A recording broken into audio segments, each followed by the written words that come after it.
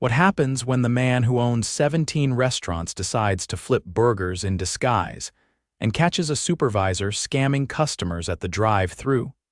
Jacob Barnes leaned against the hood of his truck, staring at the busy fast food joint he'd bought 6 years ago along with 16 others. Business had been good on paper, but lately the numbers weren't adding up.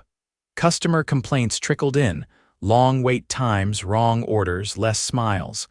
Nothing specific enough to point fingers at, but gut instinct told Jacob something was off. He pulled the brim of his faded baseball cap lower over his forehead and adjusted the cheap name tag that read Jake. His beard was scruffy, his clothes a little too worn. Perfect. None of the employees had met him. He always worked through district managers and trusted the local leadership. It was a corporate brand, after all. No reason a guy flipping patties would recognize the man signing the checks. Taking a deep breath, Jacob pushed through the glass door into the kitchen. The air was thick with the smell of fries and fried chicken. "Hey, you the new guy?" A short, wiry woman barked, tying her apron. "Yeah, Jake, first day," Jacob said, keeping his voice easy. "Whatever," she said. "Talk to Jenna, she's your trainer." Jenna was wiping down a counter nearby. She was in her 20s with a no-nonsense ponytail and a tired look in her eyes. She smiled faintly when he approached. "Hey Jake, right? I'm Jenna. I'll show you the ropes." Jacob nodded, grateful. Jenna had the calm, patient vibe he wished more managers had. She walked him through the basics of assembling orders, the register, and the drive-thru headset. The store was short-staffed. Jenna mentioned 2 people had quit last month because of management drama, but didn't get into details. It explained why everyone looked frazzled. After an hour of shadowing inside, Jenna tapped his shoulder. "Hey, we need help at drive-thru. You cool jumping in?" "Sure," Jacob said. He slid on the headset and took his place behind the drive-thru window. It was chaos. Orders piled up on the screen, cars snaked around the building. "Move faster," barked a tall man with slicked back hair. His name tag reads Supervisor Derrick. Jacob nodded, biting back a retort. A woman pulled up to the window. Jacob handed her a bag and politely said, "Your total is $12.50. Derrick appeared behind him, snatched the bag mid-air and turned to the woman. "Actually, we had a price update this morning." "It's $14 even," Derrick said smoothly. The woman frowned. "But the menu says $12.50? "Yeah, taxes, and we had to adjust for beef prices," Derrick shrugged. "Corporate's orders." The woman reluctantly handed him the extra cash. Derrick stuffed the bills into the register without ringing anything up. Jacob blinked. The next car, same story. And the next. He watched carefully. Derrick was tacking on random charges, pocketing the difference when he thought no one was watching. He was fast, casual. Like he'd done this 100 times, Jacob's stomach twisted. After 20 minutes, Jenna slid up beside him, whispering, "Don't let him get to you. Derrick runs this place like it's his." Jacob kept his face neutral. "Does anyone know?" Jenna hesitated, glancing around. "We all know. But he's tight with the store manager and anyone who complains. Well, they don't last long." Jacob clenched his fists in his apron. He couldn't blow his cover yet. He needed to see how deep this went. "Thanks for the heads up," Jacob murmured. Jenna gave him a weary look. "Good luck." Jacob turned back to the window just as another customer pulled up and Derrick slid back into position, ready to do it again. Jacob gritted his teeth. Not today. Not anymore.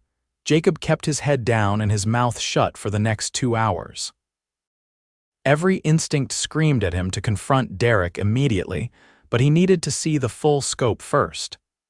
As the dinner rush eased into a slow crawl, he spotted Jenna scrubbing trays near the lobby entrance.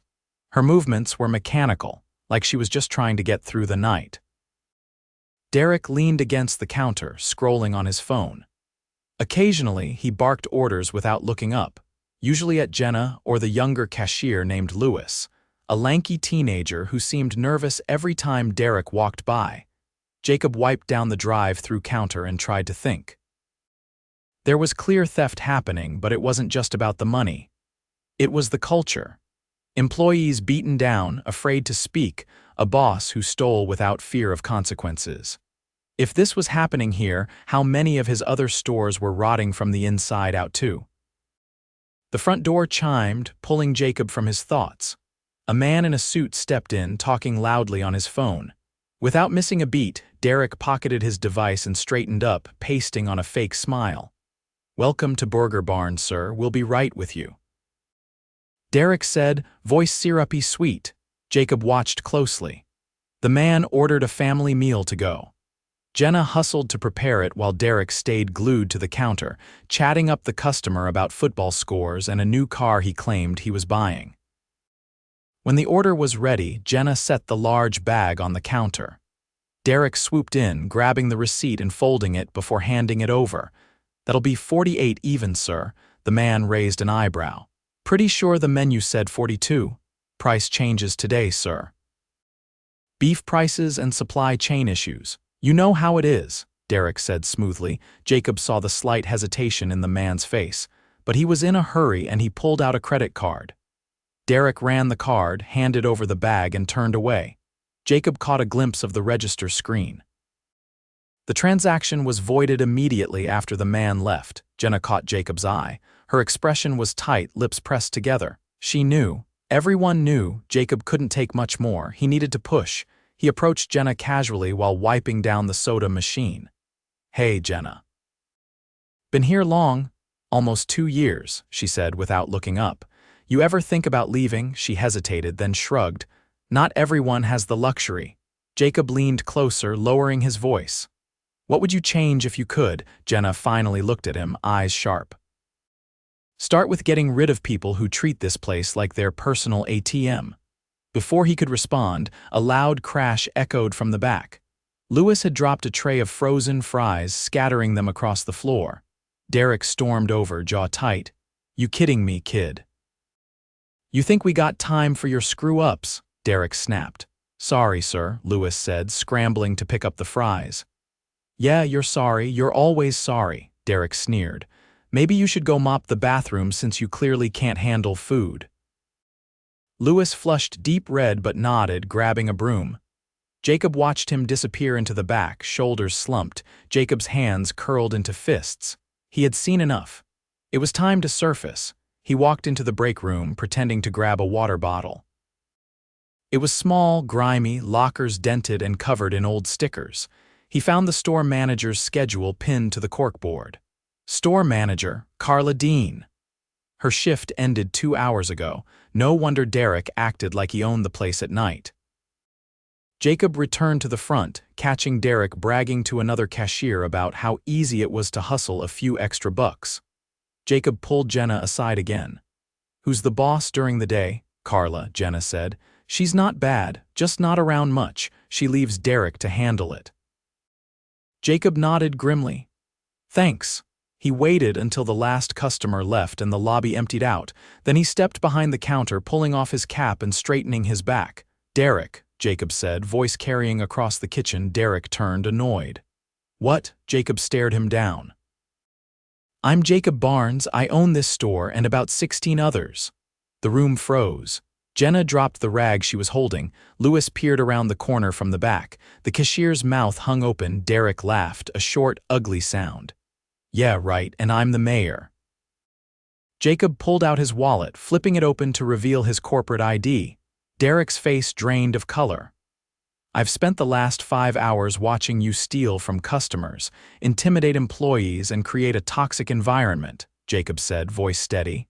"You're done. Hand over your keys and leave this building immediately." Derrick opened his mouth, but Jacob cut him off. "Now." Derrick yanked the lanyard from his neck and tossed it on the counter.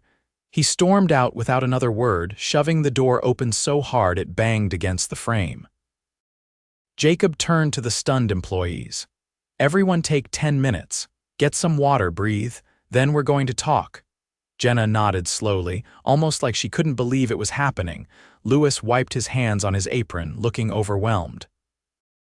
Jacob leaned on the counter, feeling the weight of the moment settle over him. He hadn't come here to play hero. He had come to find the truth. And now that he had it, he had work to do, real work, because fixing one store was just the beginning. Jacob watched the last of the stunned employees drift toward the break room, stealing glances back at him like they weren't sure if they were dreaming. He stayed behind the counter, arms crossed, feeling the tension still hanging in the greasy air. Jenner re-emerged first, wiping her hands on her apron. She approached cautiously like she wasn't sure if she was allowed to speak. Jacob broke the silence. "You're the only trainer here," she nodded, eyes wary. "Yeah, ever since the others left." Jacob gestured toward a cracked chair near the counter. "Sit. We're gonna talk." She hesitated, then pulled the chair out, settling into it stiffly. Louis and the younger cashier, Mia, edged closer, standing awkwardly by the soda dispenser. Jacob looked at all of them. "Tell me everything." "I'm not here to punish anyone who's been trying to do the right thing." Louis shifted his weight from foot to foot. "We tried to tell Carla about Derrick, about how he, took money, treated people." Jacob kept his face neutral, and Louis swallowed. "She said she'd handle it, but it didn't change. If anything, Derrick got worse after that." Jenna sat forward, voice low but firm. "We stopped trusting management after a while. We just kept our heads down, tried to survive." Mia, who had been quiet until now, spoke up. "He made fun of Louis. Called him stupid in front of customers. Said Mia was too slow, told me I'd never be more than a cashier." She twisted her apron between her fingers. "It just wore us down." Jacob frowned. "Anyone else involved, anyone else taking money or acting like Derrick?" They all shook their heads. Jacob leaned against the counter, thinking, "What about Carla? Besides ignoring complaints, anything else?" Jenna hesitated. "She barely shows up, leaves early a lot, says she's working from home but we don't see her, and when she is here she doesn't really check anything." Jacob nodded slowly. "All right, here's the deal. Starting now, things change, but I'm not going to pretend it'll fix everything overnight." Louis looked up, hope flickering in his eyes. Jacob continued, "First, I'm bringing in a temporary manager tomorrow morning, someone I trust. They'll run things while we rebuild." He turned to Jenna. "I want you to step up, help stabilize the team. You've already been doing half the work anyway." Jenna blinked, stunned. "Me? I'm not. You're the one who didn't look the other way," Jacob said. "That's leadership." Mia smiled faintly, nudging Jenna's arm. Jacob pushed forward. "Second, we're reviewing pay and schedules. No more being short-staffed with no backup. Not fair to any of you." Louis let out a breath, the tension in his shoulders easing slightly. "And third," Jacob said, voice firm, "anyone who bullies, steals, or disrespects the team is out. No warnings, no second chances." The weight of his words settled over the room. Jacob could feel the shift, like cracked ice finally giving way to solid ground. He clapped his hands once. "All right. Let's finish strong tonight. We can't fix everything in one shift, but we can end it better than it started." They nodded, a little more life in their movements now. Jenna stood, squaring her shoulders. Louis grabbed a broom and started sweeping again, this time with more purpose. Mia wiped down the counters, humming under her breath. Jacob stayed until closing, helping where he could without getting in the way. He worked the fry station, took drive-through orders, restocked the soda machine. It wasn't glamorous, but it wasn't supposed to be. Around midnight, when the last customer drove off and the kitchen gleamed under the harsh fluorescent lights, Jacob gathered them one last time. "You three showed up tonight when it mattered," he said. "You didn't have to. You could have walked out after what happened, but you didn't." Jenna shook her head. "We care about this place. We just didn't know if anyone else did." "You'll see it now," Jacob promised. "Tomorrow's a new beginning." He handed Jenna a business card. "This has my personal number on it. If you see anything wrong, if you need anything, you call me." "No middlemen." She took it carefully, as if it might disappear if she wasn't gentle. Jacob headed for the door, exhaustion setting into his bones. He paused, looking back one last time. Louis was laughing at something Mia said, the first real laugh Jacob had heard all night. Jenna was locking the register with steady hands. It wasn't perfect. It would be a long road back. But it was a start outside. Jacob climbed into his truck, staring at the dark parking lot. He thought about the other stores. About the managers he hadn't met. About the employees who might be suffering in silence, just like here. Jacob started the engine, the rumble filling the cab. Tomorrow, he would call an emergency meeting with his operations team. Heads would roll if needed. The time for trusting reports and polished numbers was over. From now on, he would be watching. Really watching. The next morning, Jacob arrived before sunrise, parking his truck along the side of the building where the employees usually entered. He sat for a moment, sipping a bitter coffee he had grabbed from a gas station down the street. His mind was already racing through the plan. When he finally stepped inside, the air was different. Jenna was wiping down the front counter, her movements deliberate. Louis was restocking the napkin dispensers, glancing around like he was still unsure if the changes were real. Mia was counting out the register drawer, her hands steady. Jacob greeted them with a nod. They answered with cautious smiles, the kind that hadn't had time to fully trust yet. Good. Trust had to be earned, not demanded. A few minutes later, a silver sedan pulled up and a woman in her late 30s stepped out. She wore a crisp polo and dark jeans, her hair tied back neatly. This was Rachel Torres, one of Jacob's most trusted district trainers. She had spent years cleaning up broken stores, never once asking for credit. Rachel pushed through the door and immediately scanned the restaurant. "Good morning," she said, her voice sharp but not unkind. Jacob motioned her over. "Rachel's here to steady the ship for a few weeks," he told the team. "She's not here to babysit, she's here to help." Rachel nodded. "We're going to set new expectations today. If you meet them, you're going to have a much better place to work. If you don't, we'll have a different conversation." Jenna squared her shoulders. Louis stood a little taller. Mia tucked a strand of hair behind her ear and nodded. Jacob turned to Rachel. "I'll let you take it from here. I'll be in the office if you need me."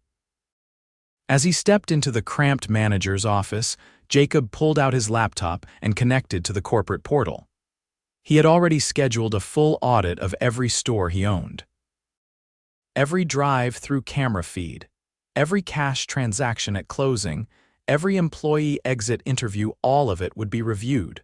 Carla, the absentee manager, was already on a suspension notice pending a formal investigation. Jacob had made that decision at 2 in the morning after a long call with HR. He had no patience left for leaders who protected themselves instead of their people. The morning rush hit harder than expected. The restaurant was short-staffed, just like Jenna had warned. Orders piled up fast, but Jacob noticed something important. No one panicked.